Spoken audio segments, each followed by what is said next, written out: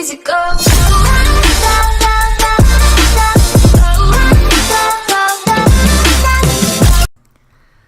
Alright, so this is the beginning of my day. Got my coffee, and the best part of my morning today is that I have war crimes.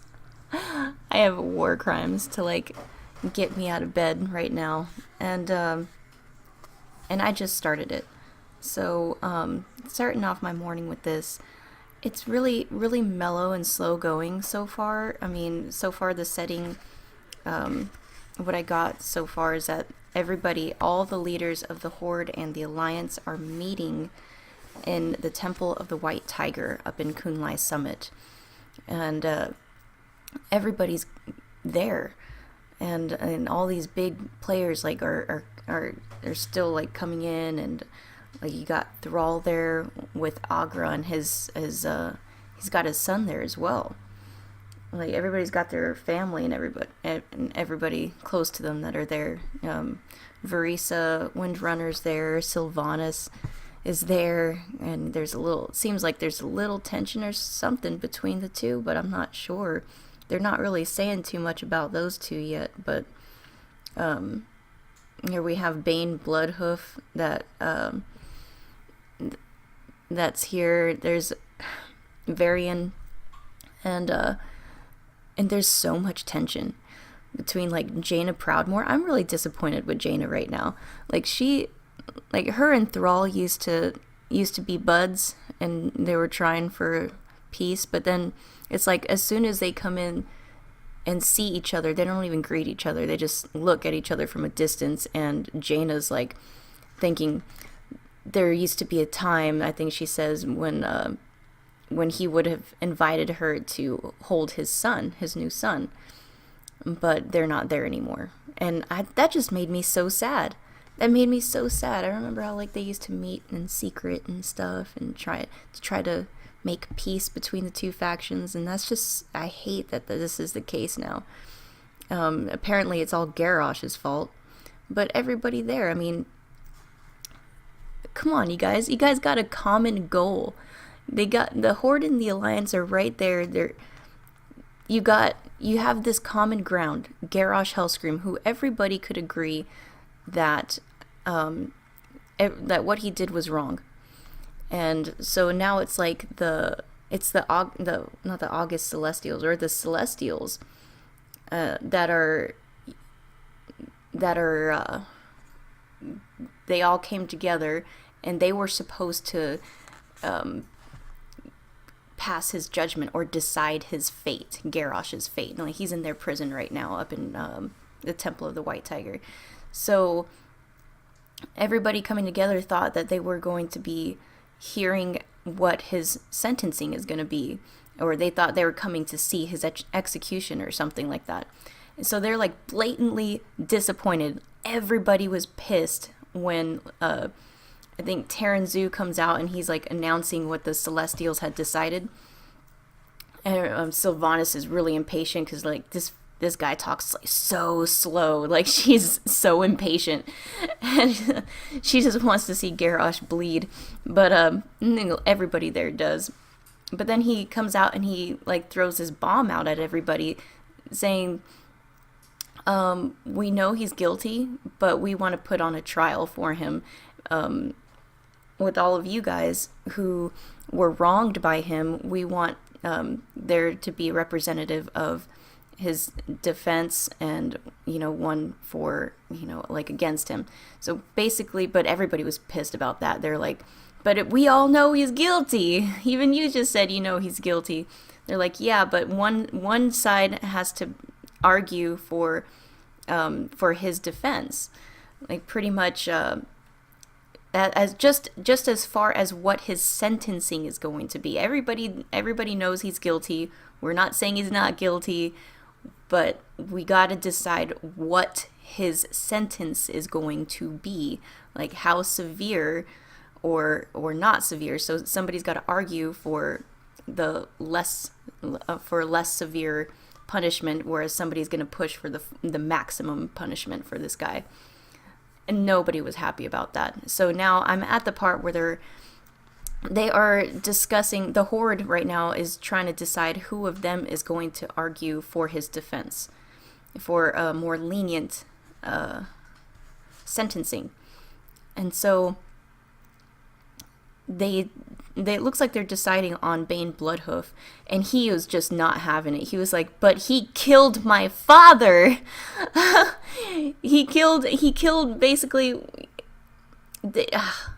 it wasn't a fair fight, but it was like an official fight. It was a Mot Gorah, where Garrosh and Karen Bloodhoof fought in a Mot Gorah. The thing that was not fair was that later on they found out that, even unbeknownst to Garrosh, he didn't know that his blade had been poisoned, and it had weakened Karen. And so they deemed that as a dishonorable battle, and that Karen, that he would have won had he not been weakened. So it was so they saw it as like a very dishonorable, very disgraceful thing to do at a Mot Gorah. But apparently that blade had been poisoned by one of their own shamans, as far as what I'm getting. I haven't read that whole story, but that's what I'm getting from what they're describing in here so far in like the first and second chapters. And wow. Yeah, so Karen has his own feelings. Not Karen, Bane, his son. The deceased Karen's son, Bane Bloodhoof. They're choosing him because he has that reason, and they feel like nobody's going to trust an orc right now, because Garrosh has made everybody, all the orcs, look bad pretty much, and nobody's going to trust a defense coming from just another orc, even if it is Thrall, even if it is Eotrig. They all felt that their words aren't going to mean anything coming from an orc, because nobody trusts them right now, thanks to Garrosh. And so that's why they decide on Bane, because he has that reason. I'm not going to be biased because he killed my father. So that's why they thought he was like the perfect choice. And they're trying to think of somebody also who the Alliance is not going to dispute and fight them on. Something that the Alliance is going to agree with their choice as well. So that's where I'm at so far. This is, I'm like in the middle of chapter 2, almost done with it. But I have to get that out because I don't want to forget all these little small details that I'm reading so far. But yeah, I'm gonna continue enjoying my morning coffee and continue reading, and I'll be back as soon as I feel like I need to share something. I feel like something's about to happen. I feel like something big is about to happen, and I'm just kind of waiting for it to pick up. It's okay that it's like kind of soft and mellow for now, and there's a lot of tension in there. It's like you feel there's a lot of underlying stuff that's about to explode. So I'm just waiting for it to happen. But so far, very very mellow, slow going. But I'm enjoying it. I'm enjoying the read so far. All right, so right here on, I'm hitting chapter 3 of War Crimes. This is such a beautiful part that I have to talk about because I don't know. I feel like it maybe hit me a little bit more just because I'm a mom, and it kind of hit me in that like parent feel.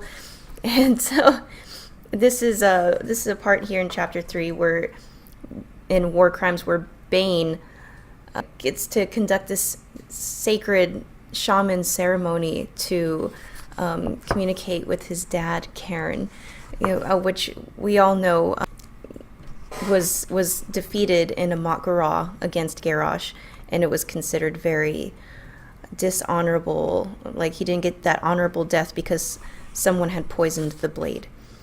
And so there's a lot of hatred there for Garrosh, and this loss that Bane Bloodhoof feels. And so he got to actually talk to him in this, and it was incredible, this shaman ceremony, that it was just him and one other shaman that they were able to conduct it there. And it was such a beautiful part. They they talk for a little bit, and Bane's, he gets to talk to him, and first thing he gets to say that just wants to flood out, and Bane just starts crying while he's talking to his dad, and he says, "Father, Garrosh killed you, and he did all these other horrible things," and he's like just letting it all come out, and he killed you, Father, and then his dad, Karen, just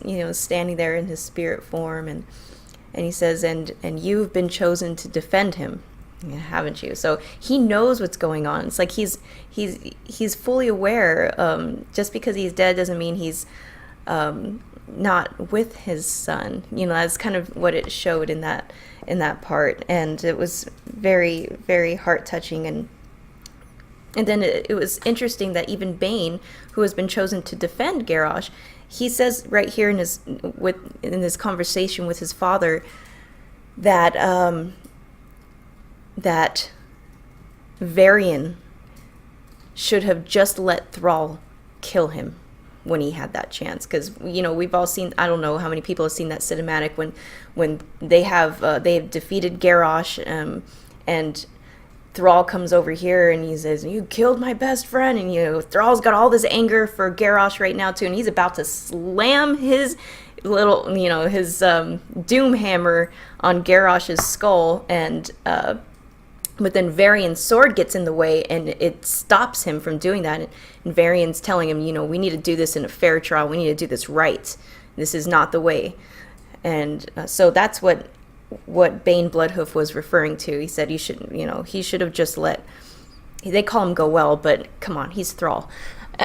So Goel was his, birth given name, but I know him as Thrall. I know and respect him as Thrall the Great. So I'm always going to call him Thrall, even though they consistently refer to him as Goel in this book. So that shouldn't that it can confuse people if they don't know the history of Thrall. But yeah, they referred. I'm just going to keep calling him Thrall. But that's what Bane says to his father. Varian should have just let him kill him. Should have just let Thrall do away with him when he had the chance. So you see, there is that hatred. He wants Garrosh dead, and he's supposed to be the one defending him. But then his father just sets him straight right there. He sets him straight, and he says, just so factual and so solid. And he tells him, well, he didn't. And here we are. And it was just simple like that. You don't need any more. It was just perfect father-son conversations, helping to guide him in a very in a good state of mind where he can move forward. And I really appreciate his father's words right here when he's so wise. Damn it, Thrall, why didn't you name Karen War Chief when you had the chance? This man would have made, or this Tauren would have made such a great war chief, because his wisdom is so solid and so sound, and it really shows when he's talking to his son here and trying to guide him.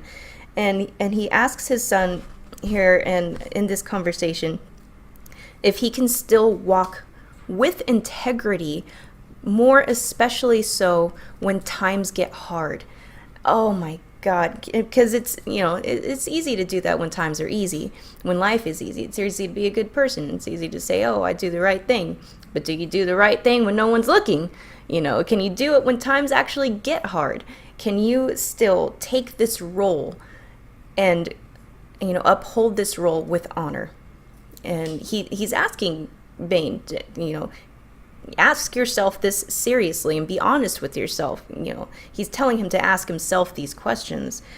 And I love how when he tries to push his son in this direction to ask, you need to be honest with yourself, and he's telling him to be honest with himself about these deep things. Can you do this with honor? Can you still walk with integrity, even though it hurts? And then he tells him, gosh, this gets me every time. I don't know if I could say it. Then he tells his son, Bane, dear son of my blood and my heart. Oh my God. son of my blood and my heart, and he tells him, you already know the answer, and, you know, and just I need to take a break. But I had to talk about this part because it's so beautiful. This, and the wisdom of Karen, it was just amazing. You know, I wish he had been war chief, and instead of this mess that we ended up with Garrosh. Oh, we can tell in this conversation here, would have been done with so much more honor, you know. But and then they run out of time. They run out of time, and then Karen's spirit form starts to fade away, and you know, before he's fading, just Bane reaches for him, and he tries to grab him by the hand, but he disappears, and his father like instinctively reaches for his son too, and he just fades away. And but before he could fall, young Bane, the other shaman catches him, and then the spirit ritual ends. Oh my God, it was such a beautiful part, so beautifully written by Christie Golden. Oh my goodness, I cannot read this part without tearing up and, you know, having trouble reading actually what's there because it's so beautifully written. I love it. But yeah, that's all I have for now. I'll update a little bit more in a little bit when I get myself together. Okay, so Rude, Kai-Ra's Dormu, a bronze dragon, interrupts this ceremony here. He just interrupts this sacred ceremony where Bane gets to talk to his dead father, and with this little arrogant little attitude, and with just no respect for their traditions or whatsoever. He has no idea. I mean, he might have an idea what he walked into, but he doesn't care. He just he portals in, and they tell him, you are interrupting a sacred ceremony, young sir. You know, have some respect. And the old shaman tried to tell him straight, but he's like, oh well, you are needed very urgently back at the Temple of the White Tiger on official court business, so, you know, I need you now. And they tried to argue it a little bit, and it was just, you know, he was still saying that it's too urgent, this can't wait, you have to come now.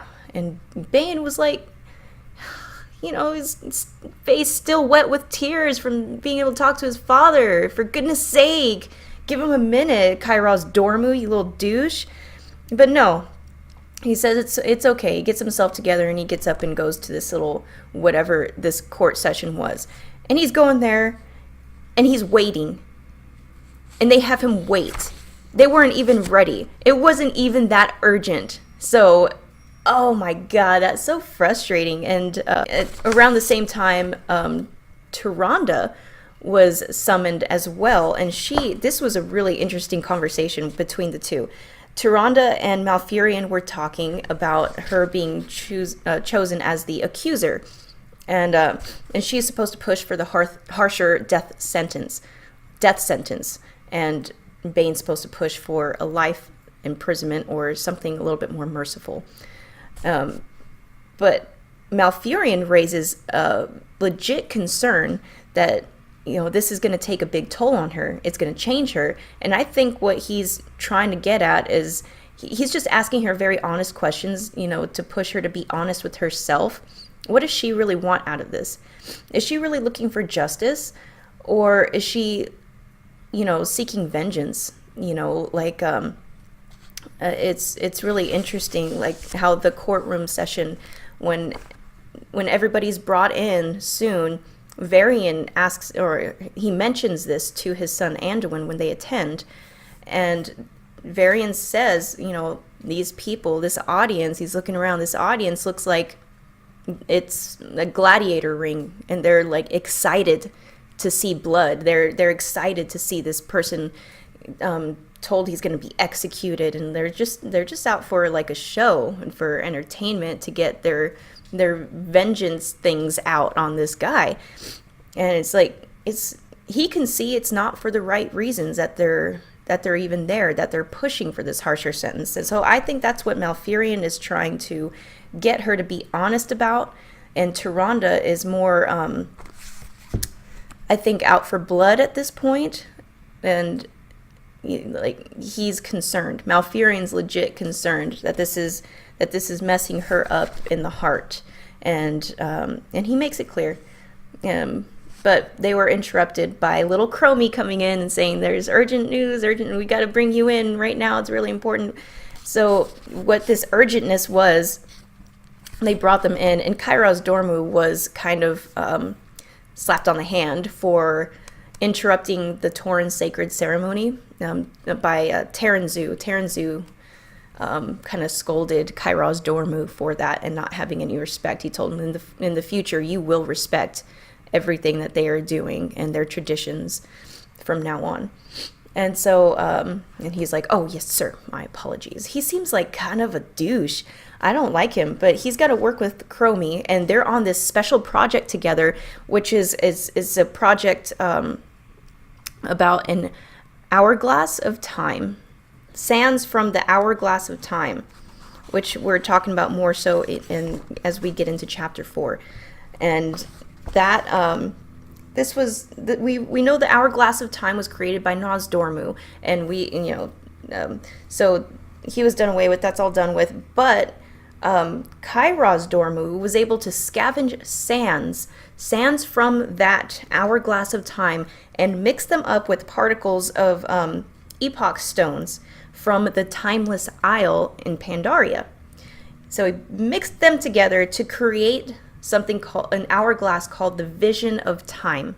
Now, it's only called the Vision of Time because all you could do is use it to see a projection of a significant event in the past, like that had happened. So it's completely unaltered history that you could go back and watch, and all they got to do is bring up the memory or that point in time, and you get to see everything that goes down.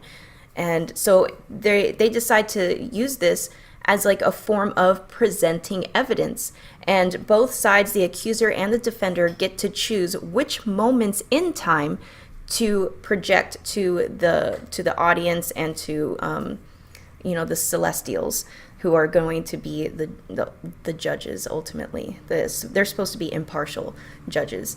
So that's really interesting. You can't alter it in any way. You could, it's just plain fact. You can't, one concern that Anduin had was the sound of the bell. If anybody remembers how that went down in Mists of Pandaria, the sound of a specific mallet on this bell can have an effect on someone, and it can bring out like the Shah, and it could ultimately, if they have too many doubts or fears, it can kill them. So they were afraid, what if playing that memory of the bell being rung would affect the audience. There was like a big fear of that, but they went and tested it out, and apparently it doesn't even have that effect. All you can do, it has no effect on time, on history. It's just to watch, and that's all it has the power to do. So you can't alter history through this Vision of Time artifact, or hourglass. So that's the basic concept behind this and what they've presented, and that's why they went and grabbed Bane Bloodhoof and Tyrande to show them this new thing that they've made. So Bane brings up a good point, and what he worries about is how words can be distorted. He has this fear that even the truth can be distorted, even with this. If you pick and choose what events you want to watch and show to people, you can choose to present only one side of the story, and that's what Bane's concern is at this point when this Vision of Time hourglass was presented to him. And so I'm kind of there with him. I feel like there's some things for people to push their own agendas. They only show a small side of the truth, and that's what that's one fear I also share here with Bane Bloodhoof. The other concern that Bane has here is that Bane obviously is chosen to be the defender, and he admits the truth and history itself does not reflect positively on Garrosh. This seems more like a gift to the accuser, more so than anything, this vision of time. But Kairos Dormu, now he's telling him, don't give up just yet. The unvarnished truth can be interpreted differently in certain lights. Your right to ask me to display particular interactions is not limited just to what Garrosh has said and done. And so he presents that little interesting perspective, which, you get to learn a little bit about Kairos Dormu and the way that he thinks. It seems a little bit conniving and a little bit manipulative, but he knows how to angle things just right, which makes me just trust him even less. It makes me like him even less. I do not trust this guy as the more I read. So in this there's a little pre-dinner before the trial here with the Alliance heads all getting together, and everyone's here.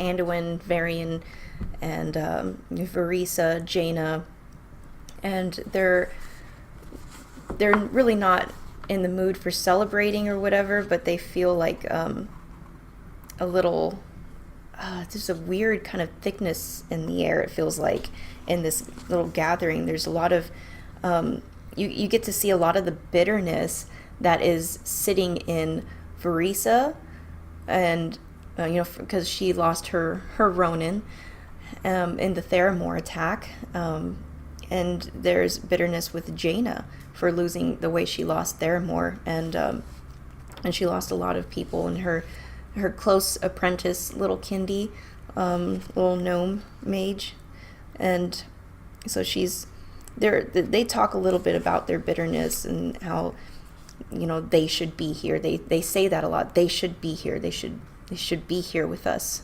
celebrating or whatever. And they talk about the names. They even bring them up by names. Pained, Kindy, and Turvosh, and Varisa says they and Ronan, and so many others. And they're just it's like they're forcing themselves to say the right thing, the politically correct thing, which is, I feel certain that the Celestials as jury and Terranzu as judge, justice will be done. But it says it feels kind of like they're saying that just begrudgingly because they have to. They'll do the right thing. They'll do the right thing. But there's like this underlying bitterness right there. It's really, it feels like the elephant in the room, the forefront. But and here Anduin is trying to comfort his father and tell him that he's doing the right thing, which is, that's sweet. He's trying to tell him that this trial is going to be hard, but it could be really good for the people to kind of get that closure that we need, that we might not have gotten if we just had a guilty verdict. Either way it goes, I think this trial is going to help people to get past what has happened and all of these horrible things. It'll be like a really good sense of closure for everybody. But in that moment when he tells his father, you did the right thing, instead of just letting Thrall kill Garrosh that moment and stopping him and forcing this trial. But then Jaina and Varisa, they both tightened up, they strongly disagreed. They wanted Varian to stand down and let Thrall kill Garrosh that moment. He should have been executed that moment. So they obviously feel that, and it explains their tenseness as soon as Anduin said that. As soon as Anduin said, you did the right thing, father, and you're trying to comfort him, they got bitterness and puckered up and anger, and Jaina's even gripping her fork a little too harshly. She's noticing her knuckles getting white, and she had to soften up and let go and compose herself because she didn't realize how much anger is overtaking her, and she was just she feeds into it, and she mutters a little side comment wouldn't it be convenient if Garrosh choked on a bone at dinner tonight? And, trying to say it quietly and just kind of sulking in their bitterness, man. This is, put a little salt on that food for dinner tonight, huh? My God, these people are angry. All right, so court is officially in session, and everybody's there, and they just brought in Garrosh, and he's in chains, bound at the hands and his legs, and they're bound together. And so he can only take like a little bit of a short step while in order to walk, and it forces him to crouch over a little bit. But as soon as he steps in, at first it was really super quiet, and there's a lot of security there. He's got a lot of security on him, and they even have a dampening field at the temple area, so nobody can perform any kind of magic. And their weapons were also taken. It's weapon-free zone, magic-free. You can't do anything there. And at this point, Jaina expresses how much she's relieved at that, because she wouldn't want him killed by an angry mob. She wants him to hear the testimonies of everybody and really hear the damage that he's done to these people, and the anger against him. And she wants him to feel all of that. She wants him to get every ounce of these people's pain. And so then they're telling him the charges. Now Taranzu is listing the charges, and he says the charges are as follows: genocide, murder, forcible transfer of population, enforced disappearance of individuals, enslavement, the abduction of children, torture, the killing of prisoners, and forced pregnancy. Oh man.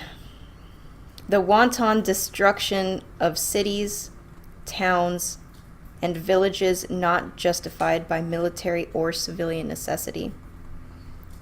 And Taranzu asks Garrosh, what do you say to these charges? That's a lot. That's a lot. That's a lot of mess up. When I read this, I was like, what? Oh my God, I thought he just, I thought he just was winning wars and shit. Like, I thought he was just winning battles and going out there and just, slaughtering. I thought he was like a war hero, but when apparently I missed something. My God, the abduction and killing of children and prisoners and forced pregnancy. Oh my God. Like, I had no idea. Like, that's horrible.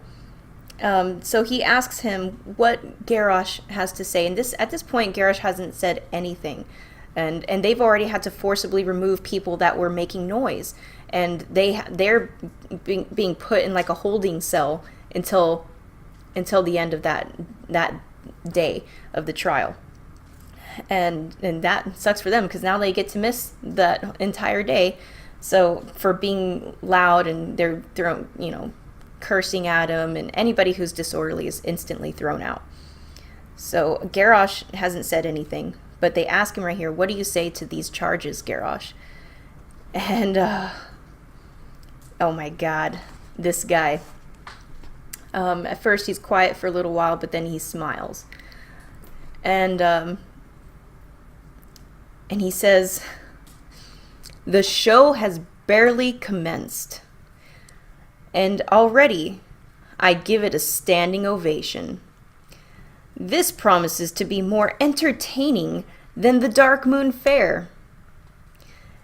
And he starts laughing, and he says, I will not say that I am guilty, for that denotes shame, nor will I protest innocence, for I claim no such. Let the comedy begin. Oh my God.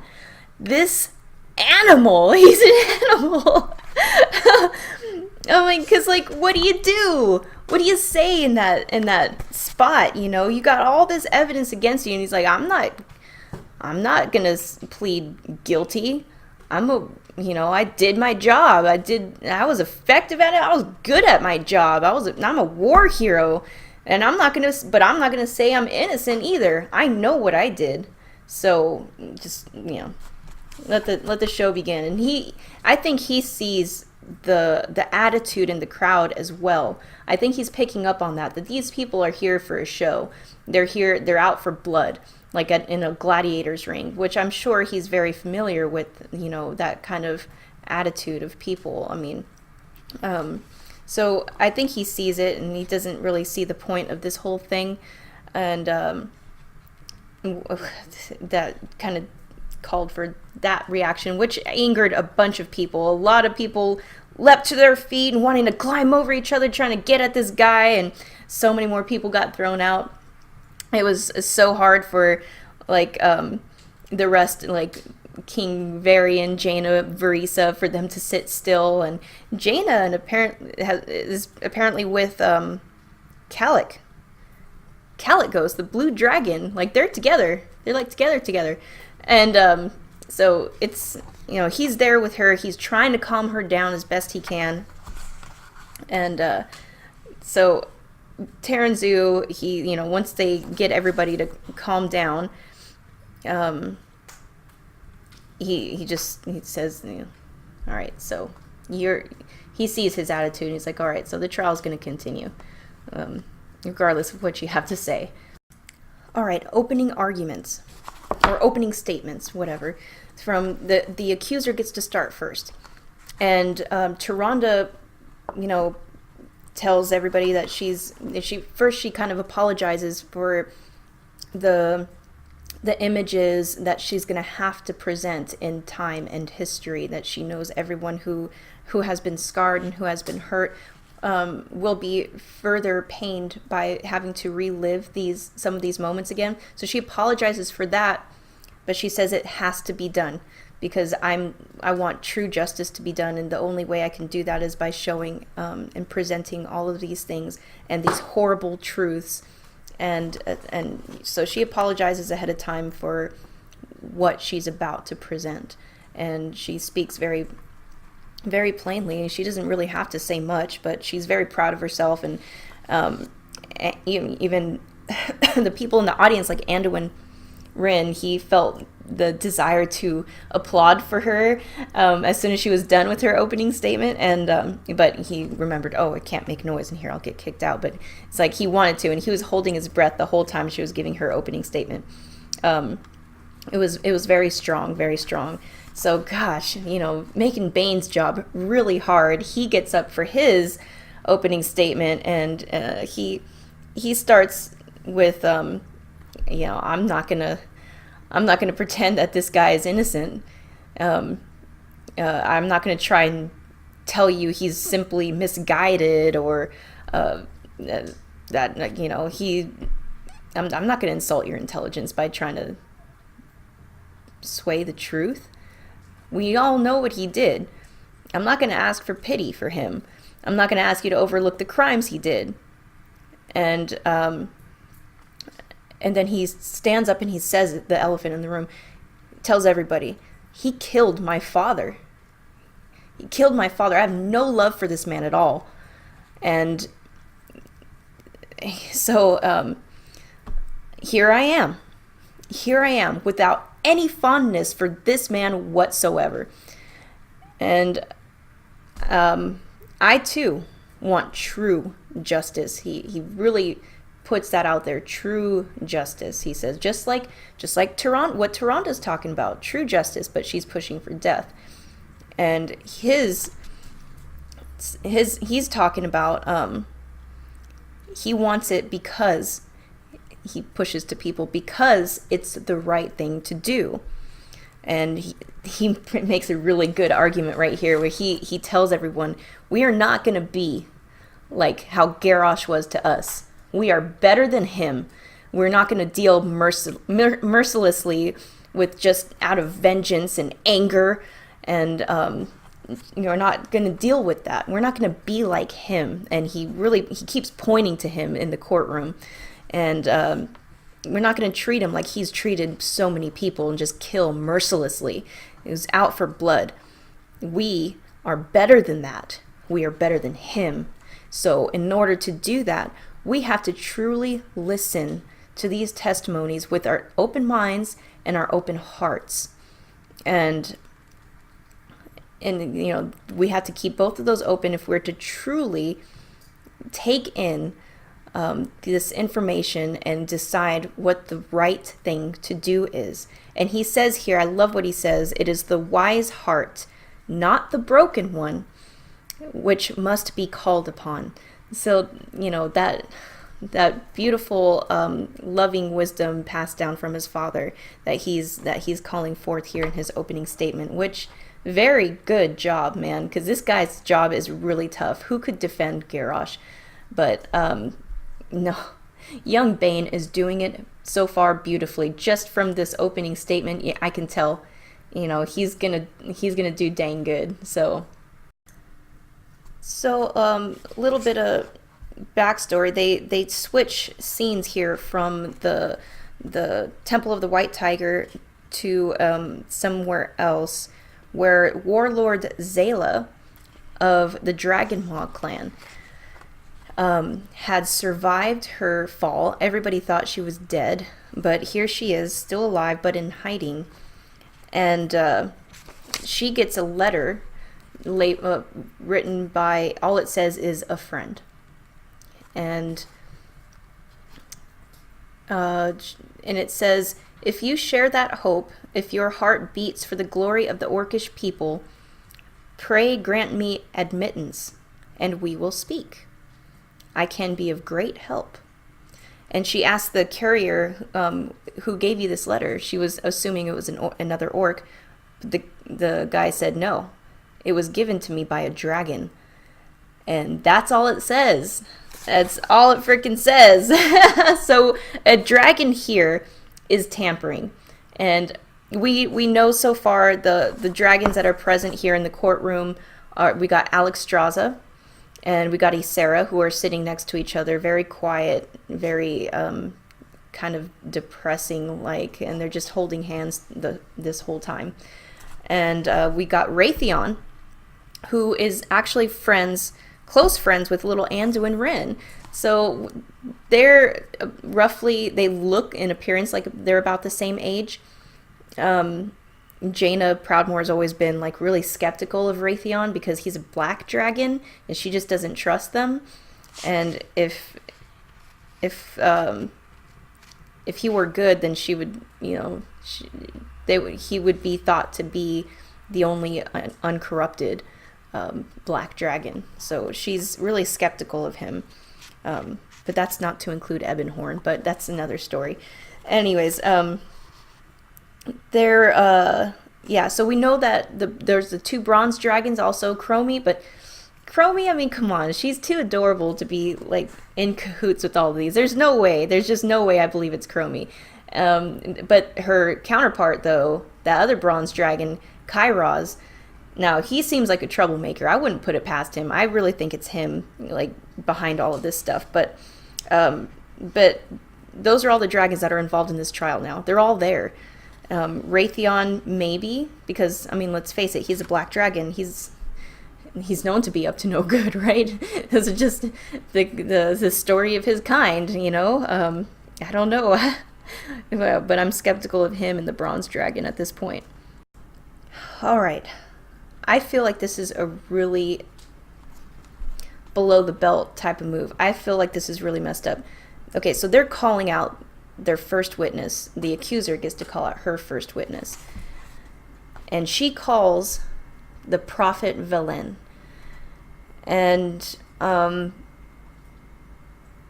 obviously Bane protests because he knows where she's going with this. He's like, we're here to convict one man or one orc and not an entire orc race. This is not about the entire orc race. This is about just one orc. And so he knows. She's calling Velen to testify about the experiences on Draenor. And we all know how that went. Like, and if you're not familiar with that, we very briefly, we're going to go over it here. They're going to start the testimony here, and she's going to ask him a bunch of questions. And it's going to get brutal because they're going to bring out actual events in time with this hourglass.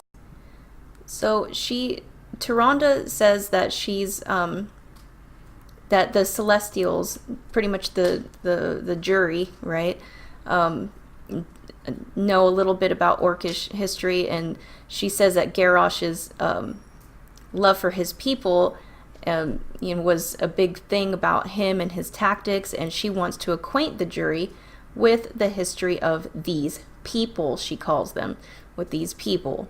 She sounds like an uber racist at this point to me. Like, she's sounding like she wants to condemn all orcs, and this is not really cool. I feel like this is just uncalled for and completely irrelevant, and she is trying to condemn an entire race here, which this is not cool. But they allow it. They allow her line of questioning to acquaint the jury with this orcish culture, she says, and their entire mindset of the orc people. And so she asks him about Dranhor, and they're going through, and she brings up the point in history with the vision of time in the hourglass, and they're bringing up when little Durotan was little and playing with Orgrim Doomhammer, and it goes over this in a different book, their history and how they grew up together. And then they're playing out in the woods, and they came across an ogre that started chasing them. There's no way they could fight him, and a Draenei came out from out of nowhere and saved them and took them to their secret place, and had like a secret password to get into their place, or you couldn't see it. It just looked like forest, but if you mutter a secret password to like a specific shining rock, it'll open up the way.